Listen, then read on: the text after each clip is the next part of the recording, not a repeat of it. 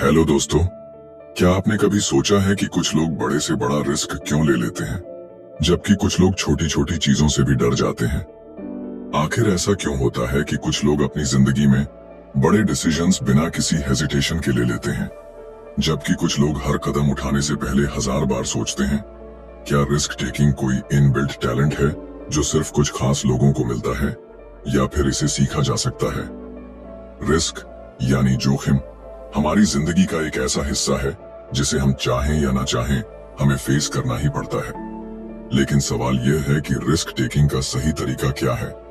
क्या यह सिर्फ लक, किस्मत पर डिपेंड करता है, या इसके पीछे कोई साइंटिफिक लॉजिक है? अगर हम इस आर्ट को सीख लें तो क्या हम भी अपनी जिंदगी के सबसे बड़े डिसीजंस बिना डर के ले सकते हैं? आज हम बात करने वाले हैं एक ऐसी किताब की जो रिस्क टेकिंग के पीछे की साइंस को रिवील करती है, द आर्ट ऑफ रिस्क। यह सिर्फ एक किताब नहीं बल्कि एक माइंडसेट है जो हमें सिखाती है कि कैसे हम फियर को कंट्रोल करके कैलकुलेटेड रिस्क्स ले सकते हैं और अपनी लाइफ में एक्स्ट्रॉर्डिनरी सक्सेस हासिल कर सकते हैं। रिस्क टेकिंग सिर्फ डेयर डेविल्स या एडवेंचर सीकर्स के लिए नहीं है। यह एक ऐसी स्किल है जिसे हर कोई डेवलप कर सकता है, चाहे आप बिजनेस में हो, करियर में ग्रोथ चाहते हो, या पर्सनल लाइफ में बोल्ड डिसीजंस लेना चाहते हो। रिस्क लेना जरूरी है, लेकिन सही रिस्क लेना और बेवजह का रिस्क लेना दोनों में बहुत बड़ा फर्क होता है। इस किताब में बताया गया है कि हमारे दिमाग में ऐसा कौन सा सिस्टम होता है जो यह डिसाइड करता है कि हम किसी रिस्क को एक्सेप्ट करेंगे या उससे डरकर पीछे हट जाएंगे। क्या कोई ऐसा तरीका है जिससे हम अपने माइंड को ट्रेन कर सकते हैं ताकि हम सही समय पर सही रिस्क लें?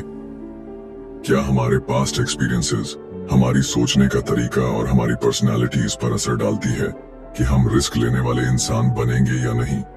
किताब की सबसे बड़ी सीख यह है कि फियर यानी डर हमेशा रिस्क टेकिंग के रास्ते में सबसे बड़ी बाधा होती है। लेकिन सच्चाई यह है कि सक्सेसफुल रिस्क टेकर्स वो नहीं होते जो बिल्कुल भी नहीं डरते, बल्कि वो होते हैं जो अपने डर को मैनेज करना सीख लेते हैं। यानी रिस्क टेकिंग का मतलब यह नहीं कि आप बेधड़क और बिना सोचे समझे कोई भी कदम उठा लें। इसका मतलब यह है कि आप अपने डर को समझें, अपने गोल्स को क्लियर करें और फिर एक स्मार्ट स्ट्रेटेजी बनाकर उस रिस्क को हैंडल करें। इसीलिए अगर आप भी अपनी जिंदगी में एक बोल्ड और कॉन्फिडेंट इंसान बनना चाहते हैं, अगर आप भी उन लोगों में शामिल होना चाहते हैं जो बिना किसी डर के अपने सबसे बड़े ड्रीम्स को फॉलो करते हैं, तो यह वीडियो आपके लिए है। इस वीडियो में हम द आर्ट ऑफ रिस्क की सबसे पावरफुल स्ट्रेटजीज को डिकोड करेंगे, जो आपको यह सिखाएंगी कि कैसे आप अपने अंदर रिस्क टेकिंग का सही बैलेंस डेवलप कर सकते हैं और अपनी जिंदगी में फियर को कंट्रोल करके सफलता हासिल कर सकते हैं।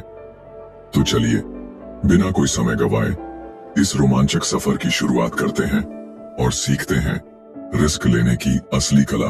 Chapter 1, your brain on risk. क्या आपने कभी सोचा है कि कुछ लोग किसी ऊंची चट्टान से कूदने, तेज रफ्तार में बाइक चलाने या अपने बिजनेस में करोड़ों का निवेश करने से जरा भी नहीं डरते, जबकि कुछ लोग छोटी छोटी चीजों में भी रिस्क लेने से कतराते हैं?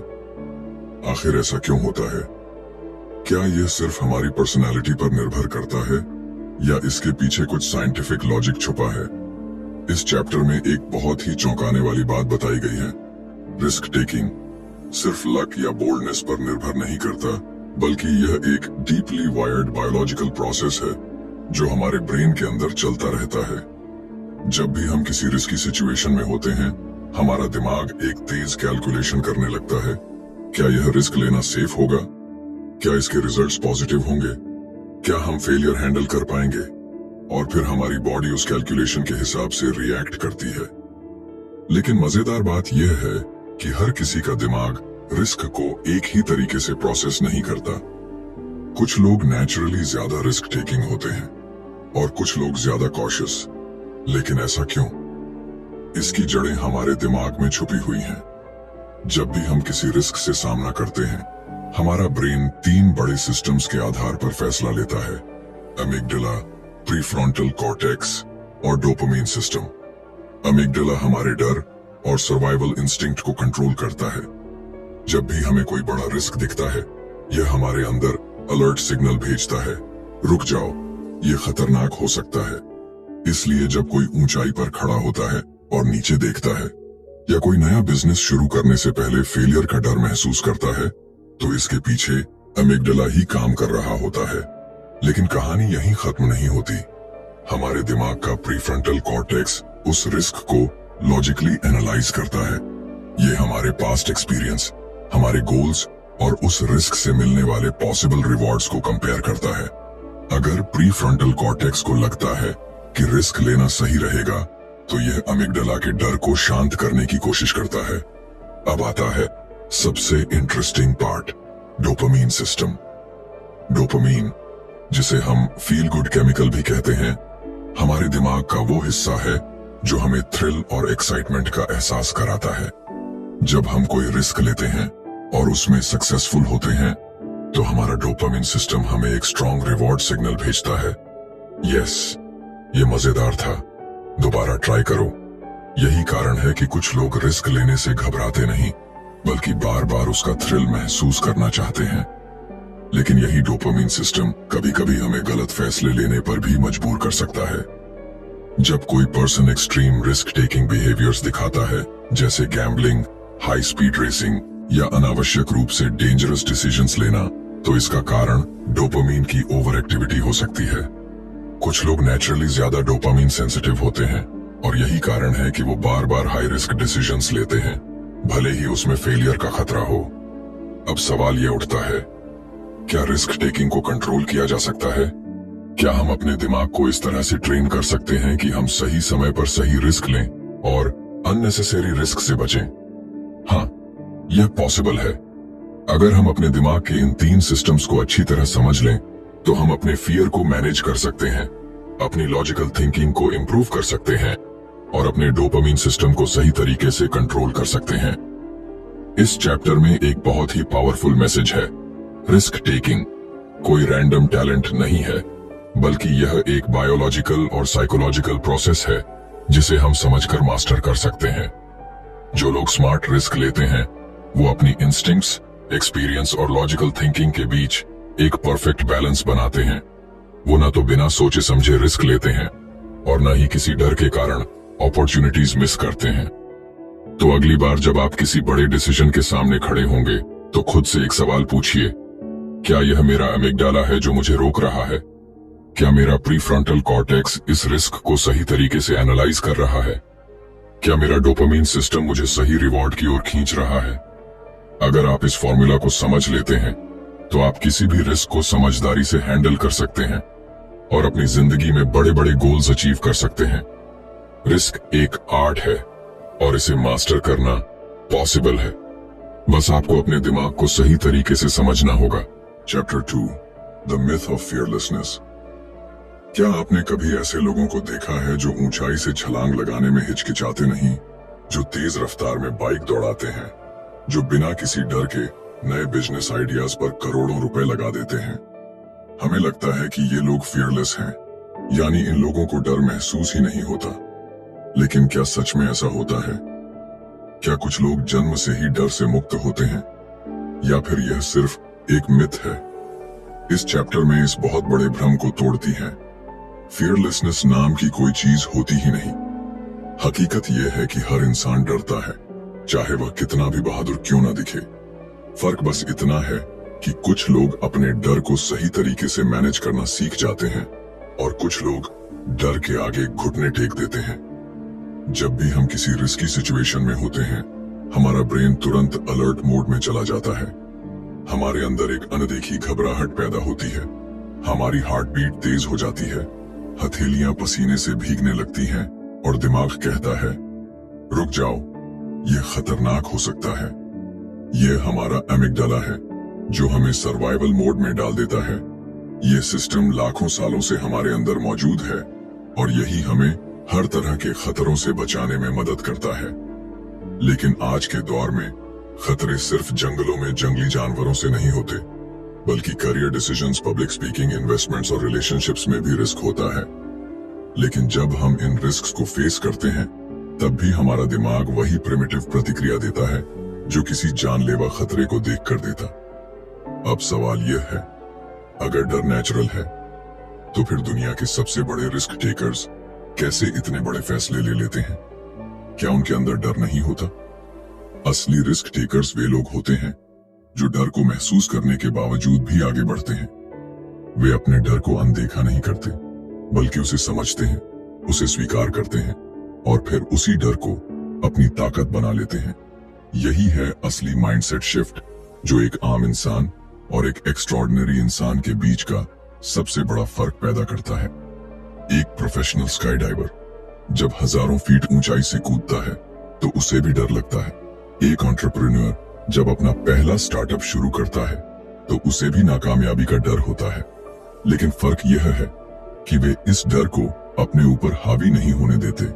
वे जानते हैं कि डर सिर्फ एक सिग्नल है जो हमें बताता है कि हम अपने कंफर्ट जोन से बाहर आ रहे हैं, और इसी कंफर्ट जोन से बाहर निकलकर ही कोई इंसान ग्रोथ कर सकता है। जब हम डर को पूरी तरह से समझ लेते हैं तो हम उसे अपने फायदे के लिए इस्तेमाल कर सकते हैं। डर हमें सतर्क बनाता है, हमें सोचने पर मजबूर करता है, हमें ज्यादा प्रिपेयर्ड करता है। एक सही मात्रा में डर हमें बेहतर परफॉर्मेंस देने में मदद करता है, लेकिन अगर यह डर हद से ज्यादा बढ़ जाए तो यह हमें पैरालाइज कर देता है, हमें डिसीजंस लेने से रोकता है और हमारी जिंदगी को एक लिमिटिंग बॉक्स में बंद कर देता है। इसीलिए सबसे जरूरी चीज ये है कि हम अपने डर को दबाने की कोशिश न करें, बल्कि उसे मैनेज करना सीखें।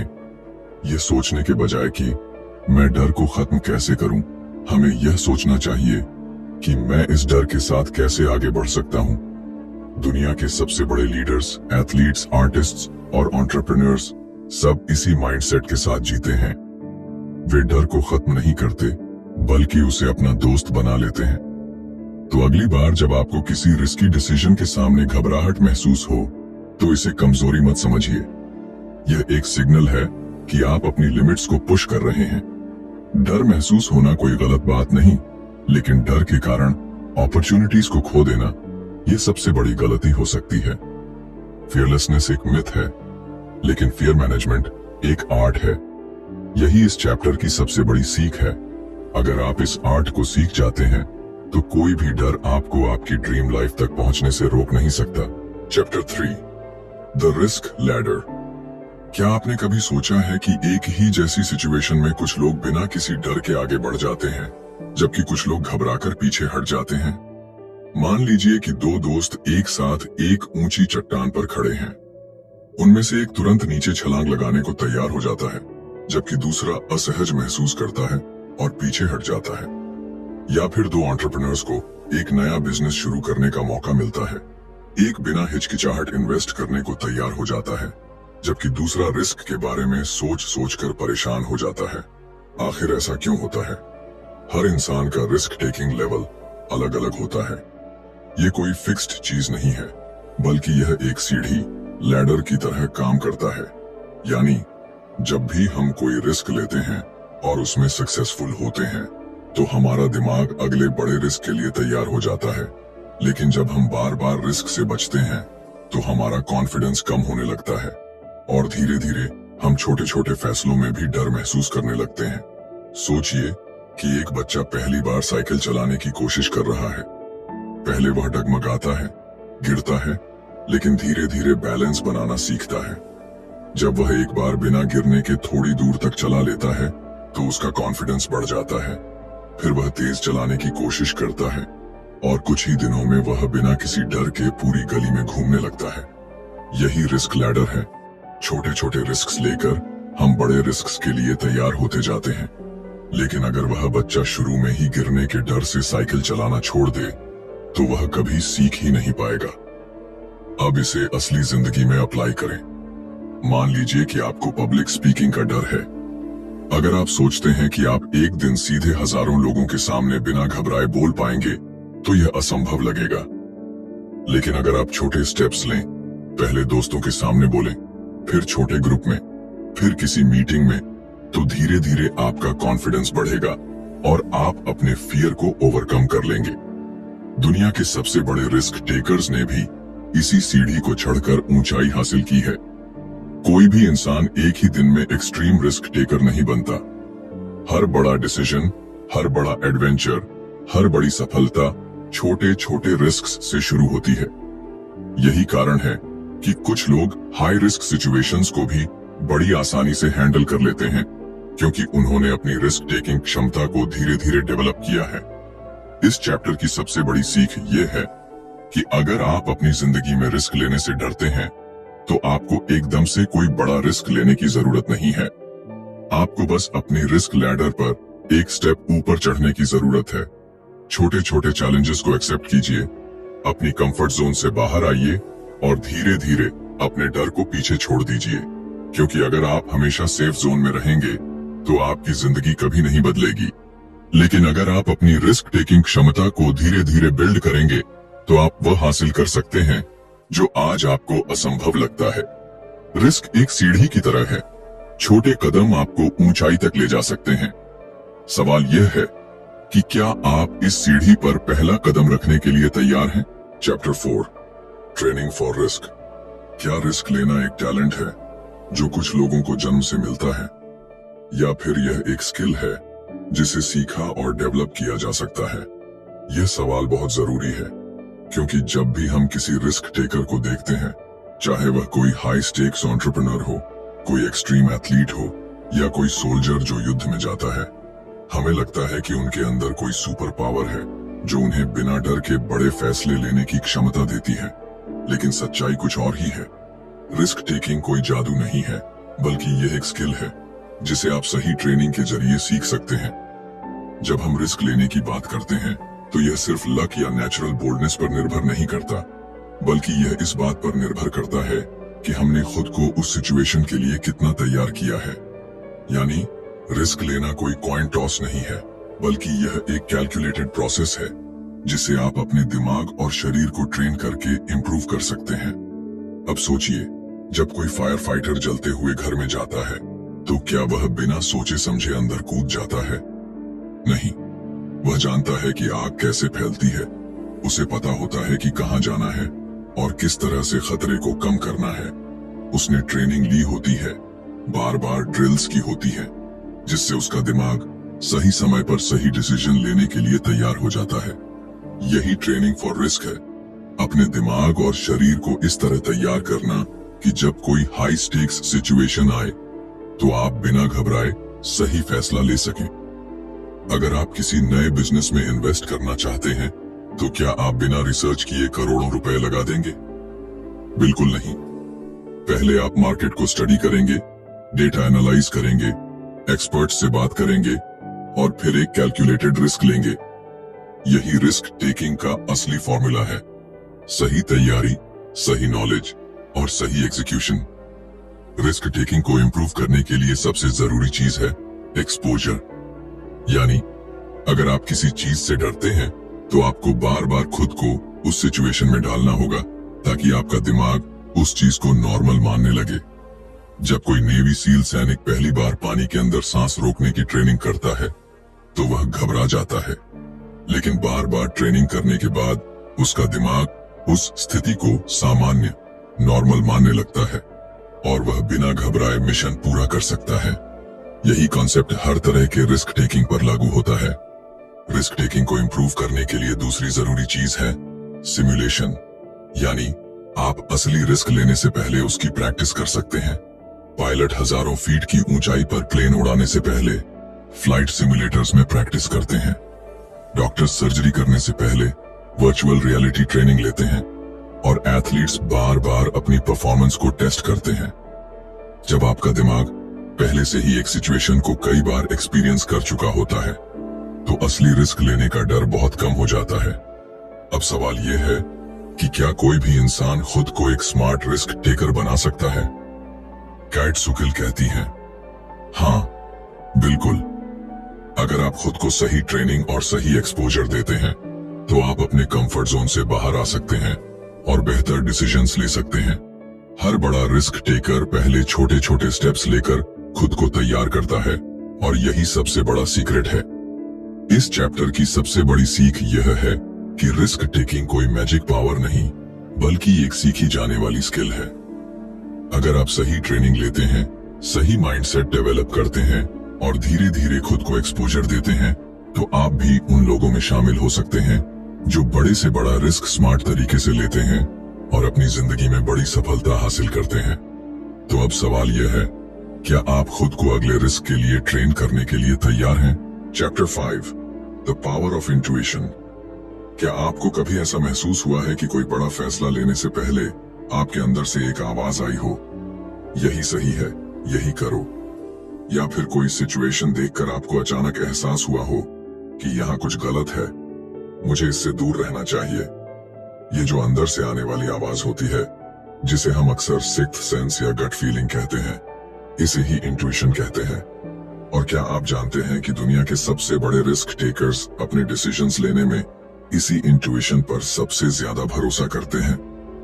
इंट्यूशन कोई जादू या रहस्य नहीं है, बल्कि यह हमारे दिमाग का एक बेहद शक्तिशाली डिसीजन मेकिंग टूल है, जिसे हम अक्सर नजरअंदाज कर देते हैं।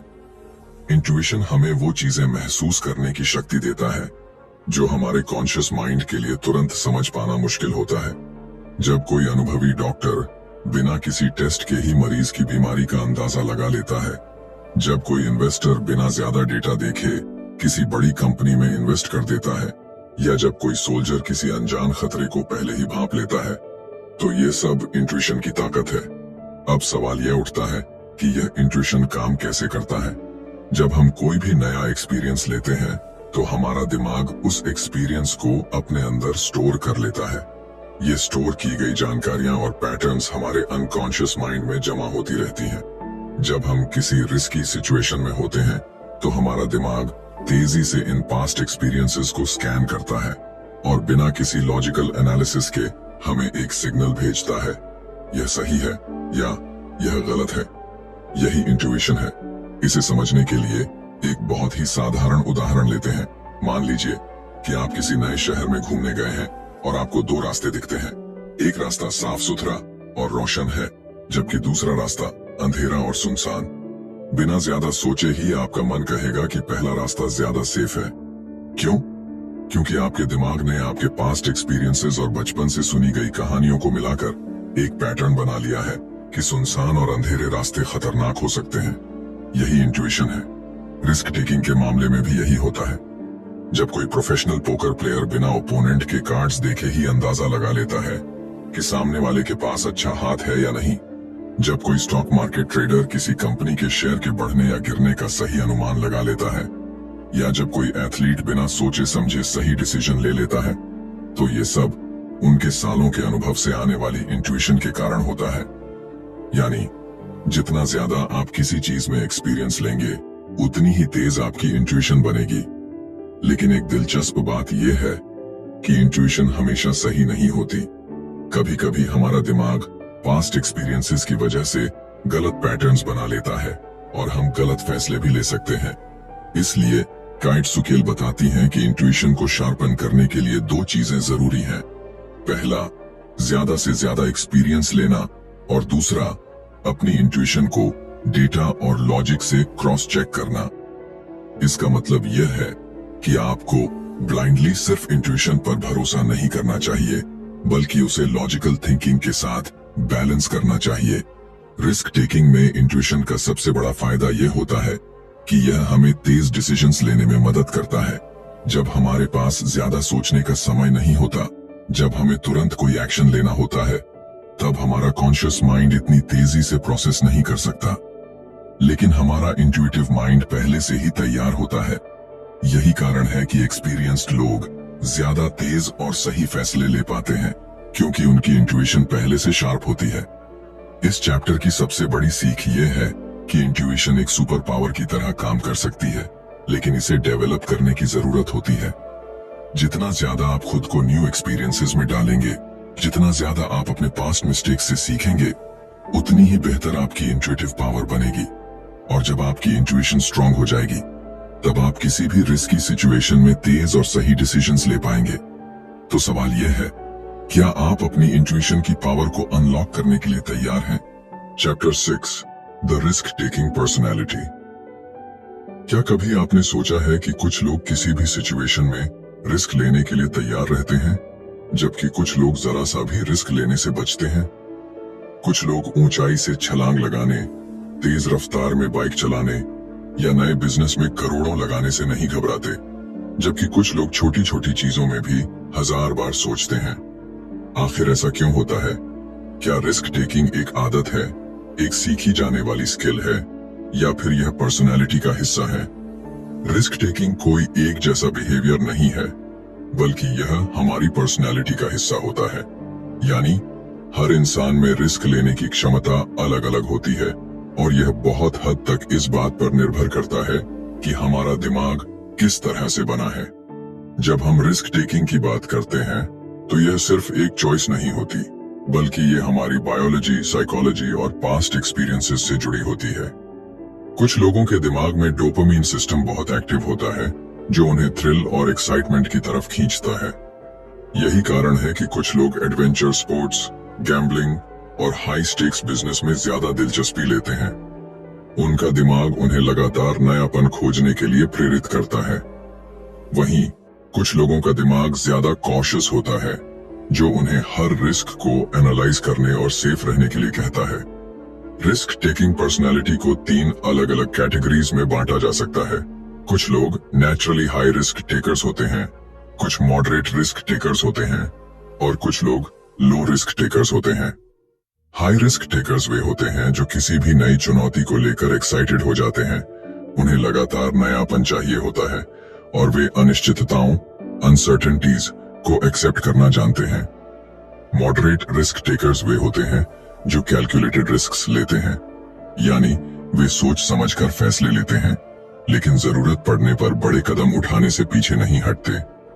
लो रिस्क टेकर्स वे होते हैं जो स्टेबिलिटी को प्राथमिकता देते हैं, हर स्थिति में सेफ रहना चाहते हैं और अनिश्चितताओं से बचते हैं। अब सवाल यह उठता है कि क्या रिस्क टेकिंग पर्सनालिटी को बदला जा सकता है? केट सुकिल कहती हैं कि हाँ, यह संभव है। रिस्क टेकिंग कोई फिक्स्ड ट्रेट नहीं है, बल्कि यह हमारी हैबिट्स, एनवायरनमेंट और एक्सपीरियंसेस से प्रभावित होती है। अगर कोई लो रिस्क टेकर है तो वह धीरे धीरे अपनी रिस्क टेकिंग क्षमता को बढ़ा सकता है।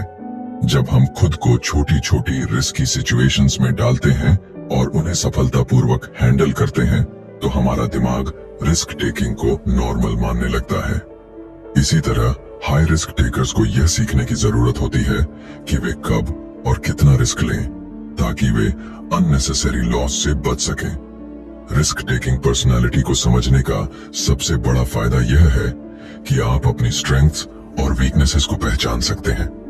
अगर आप नेचुरली रिस्क अवर्स हैं, तो आप अपनी कंफर्ट जोन से बाहर निकलकर खुद को चैलेंजेस में डाल सकते हैं।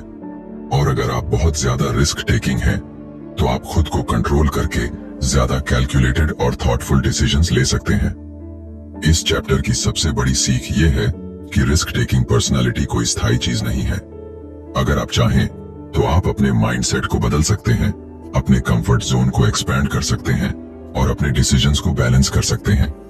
असली सक्सेस उन्हीं लोगों को मिलती है जो अपने नेचर को समझकर खुद को इम्प्रूव करने की कोशिश करते हैं।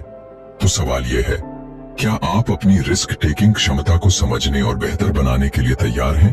कंक्लूजन, रिस्क एक ऐसा शब्द जो कुछ लोगों के लिए एक्साइटमेंट लाता है और कुछ के लिए डर। लेकिन रिस्क टेकिंग कोई रैंडम एक्ट नहीं, बल्कि एक सीखी जाने वाली स्किल है। यह हमारे दिमाग की हार्ड वायरिंग, हमारे एक्सपीरियंसेस और हमारी पर्सनैलिटी से जुड़ा हुआ है। इस किताब में हमने जाना कि कैसे हमारा ब्रेन रिस्क को प्रोसेस करता है, कैसे फियर को मैनेज किया जा सकता है और कैसे छोटी छोटी कैलकुलेटेड रिस्क्स हमें बड़ी सक्सेस तक ले जा सकती हैं। द आर्ट ऑफ रिस्क हमें यह सिखाती है कि कोई भी इंसान एक स्मार्ट रिस्क टेकर बन सकता है, अगर वह सही माइंडसेट और सही ट्रेनिंग अपनाए। दुनिया के सबसे बड़े एंटरप्रेन्योर्स, एथलीट्स और लीडर्स ने अपनी इंट्यूशन को शार्पन किया, अपनी रिस्क टेकिंग स्किल्स को डेवलप किया और अपने कंफर्ट जोन से बाहर निकलकर बड़े डिसीजंस लिए। उन्होंने न सिर्फ अपने डर पर काबू पाया, बल्कि रिस्क को एक अपॉर्चुनिटी की तरह देखा।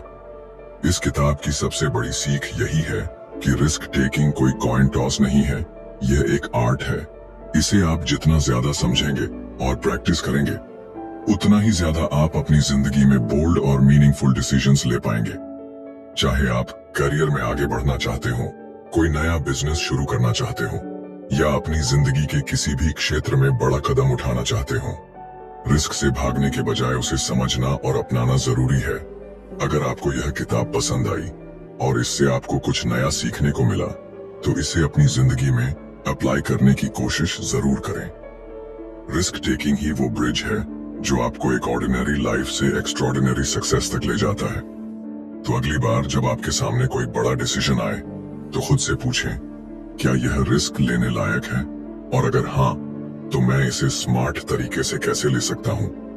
अगर आपको यह वीडियो पसंद आया, तो इसे लाइक और शेयर करना ना भूलें, ताकि आपको इसी तरह की और भी पावरफुल बुक समरीज मिलती रहे। आप हमें कमेंट्स में बताइए कि यह किताब आपको कैसी लगी और कौन सी अगली किताब की समरी आप देखना चाहते हैं। मिलते हैं अगले वीडियो में एक नई किताब, एक नई सीख और एक नए माइंडसेट के साथ। Keep learning, keep growing.